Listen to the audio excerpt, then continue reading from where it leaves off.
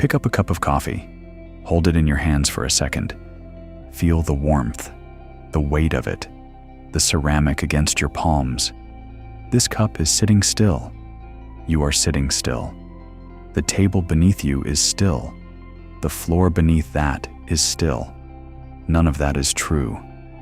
Right now, without moving a single muscle, you are traveling at roughly 1,600 kilometers per hour. That is the rotation of the Earth at the equator, spinning you eastward so fast that if it stopped, just stopped, without warning, everything on the surface would be flung sideways at the speed of a supersonic jet. Buildings, oceans, you, gone in an instant. But we do not feel it. We never feel it.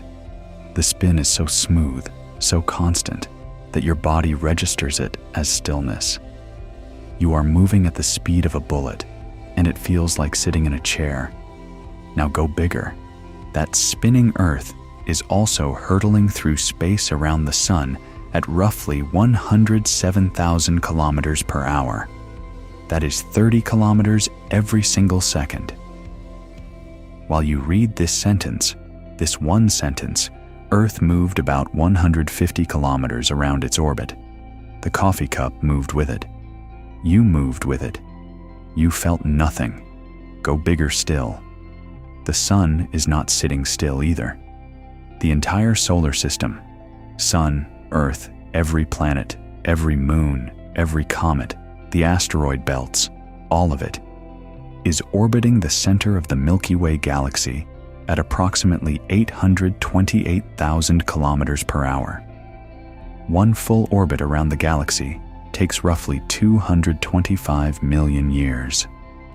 The last time Earth was in this exact position in its galactic orbit, dinosaurs did not exist yet. The first dinosaurs would not appear for another 10 million years after that. You are not sitting still. You have never sat still, not once in your entire life. And here is the thing that should bother you more than it does. All of that motion, the spin, the orbit, the galactic revolution, is motion towards somewhere. It has direction. It has a destination, in the loosest sense of the word. But there is a fourth motion layered underneath all of it, older than the solar system, older than the galaxy, so vast that human beings only discovered it in the last 100 years. Everything is drifting apart, not moving towards something, not orbiting anything, just separating. The universe itself is expanding, and it has been expanding since the very first fraction of a second after the Big Bang, 13.8 billion years ago. Every galaxy is moving away from every other galaxy. The space between them is not just growing, it is accelerating. The universe is not slowing down. It is speeding up. It is pulling itself apart faster and faster, and no force we know of can stop it. That coffee cup is in a universe that is, at its deepest structural level, designed to come apart. And we have only just started to understand what that means. Let us start close. Let us start with something we can almost touch. The moon is about 384,000 kilometers away. That sounds like a lot until you realize that if you could drive a car to the moon at motorway speed, say 100 kilometers per hour, the journey would take roughly 160 days, a long road trip. Inconvenient, but imaginable. You could picture the fuel stops. Now look at the sun. The sun is 150 million kilometers away. That same car trip takes about 170 years. No living human could complete it.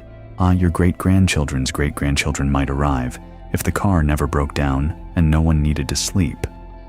Light, the fastest thing in the universe, covers that distance in about 8 minutes. 8 minutes. So when you look at the sun, which you should not do directly, you are seeing it as it was 8 minutes ago. You are looking into the past, always. This is the first thing that distance does to us. It turns, looking into remembering. Keep going. The nearest star to our sun is Proxima Centauri, about 4.2 light-years away. A light-year is the distance light travels in 1 year, roughly 9.46 trillion kilometers. So Proxima Centauri is about 40 trillion kilometers from where you are sitting. That car at motorway speed would take approximately 43 million years to arrive. The humans who started driving would be unrecognizable by arrival, if the word human even applied anymore.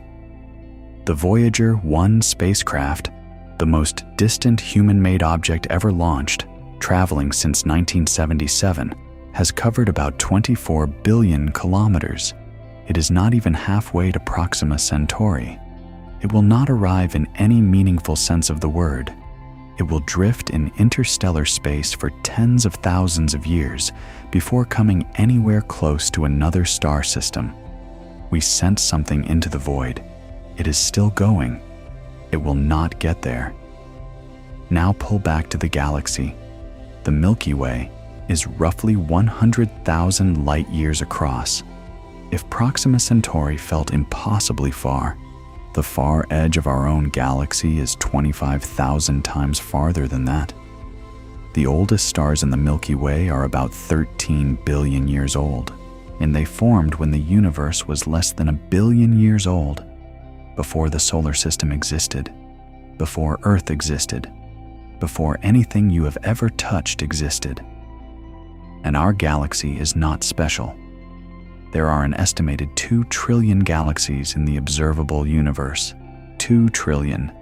If you counted 1 galaxy per second, without stopping, without sleeping, it would take over 63,000 years to finish counting. You would count through the entire span of recorded human history, every war, every civilization, every invention, every person who ever lived, and you would still have tens of thousands of years of counting left to do. Here is the gut punch. The observable universe is only the part we can see. It is the portion of the universe from which light has had time to reach us since the Big Bang, and the universe itself is likely vastly larger than that, possibly infinitely larger. We cannot know.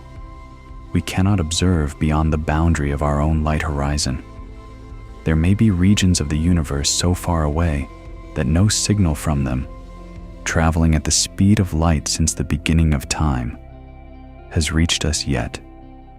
And because the universe is expanding faster than light can travel across those distances, those regions will never reach us. They are already gone.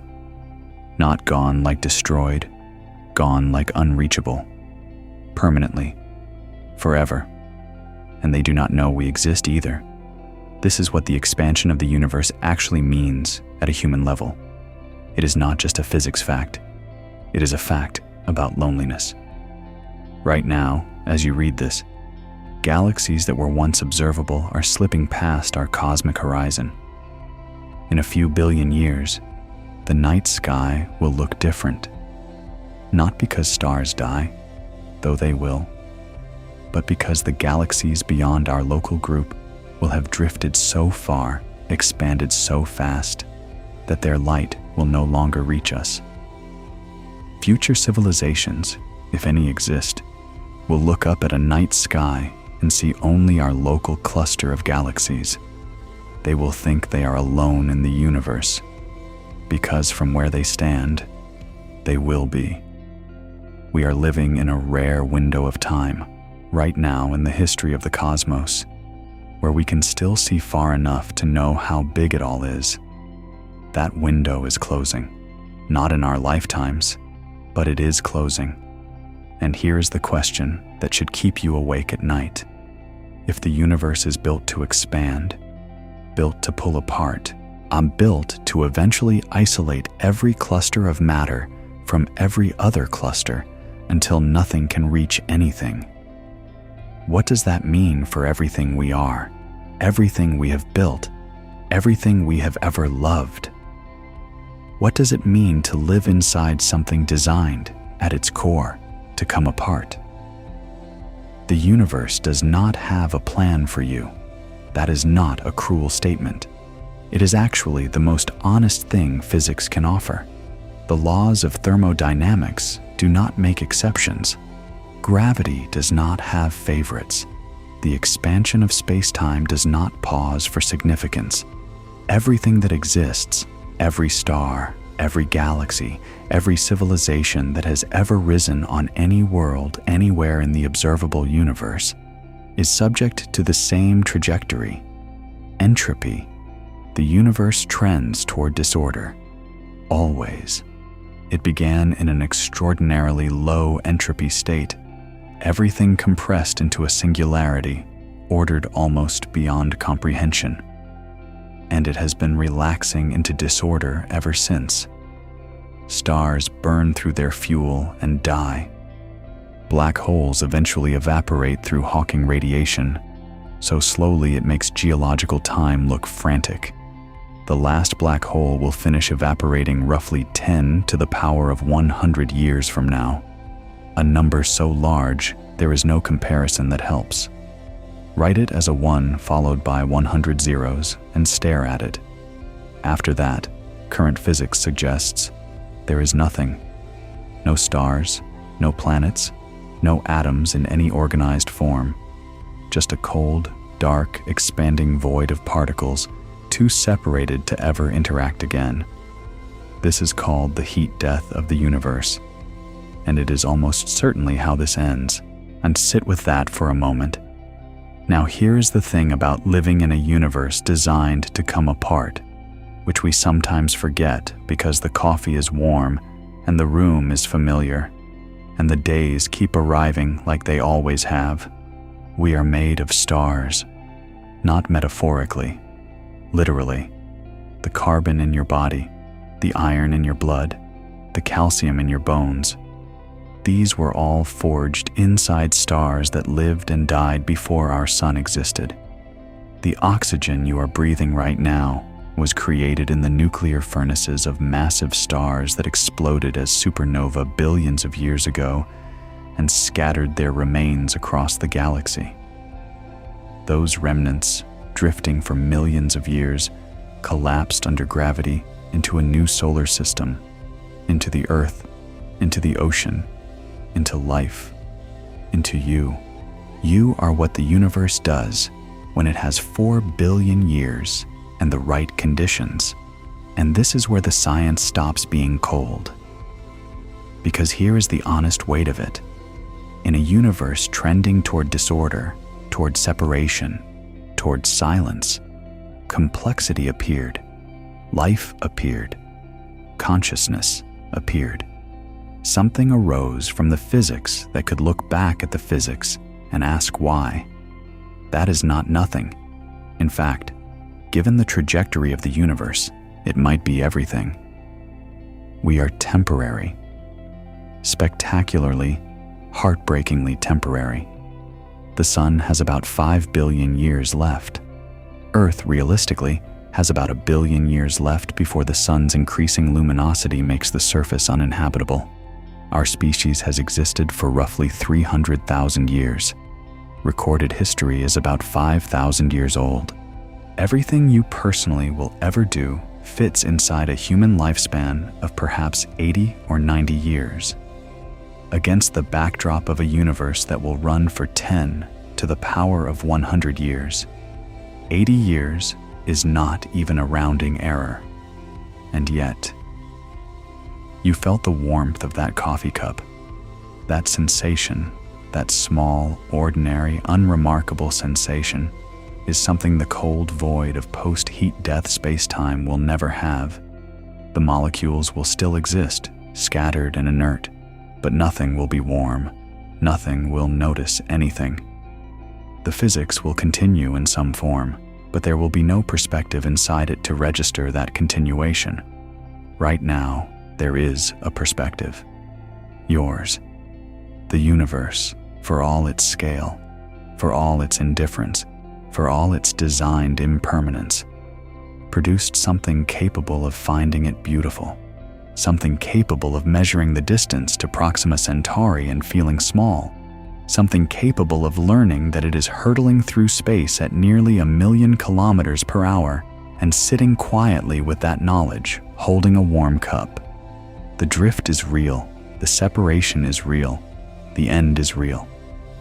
But so is this moment, in whatever room you are in, reading these words, in a universe that had absolutely no obligation to produce anything that could read at all. Everything is coming apart. It always has been. And somewhere inside that falling, something learned to feel the warmth of the falling itself. That is where we live. Right there, in the warmth.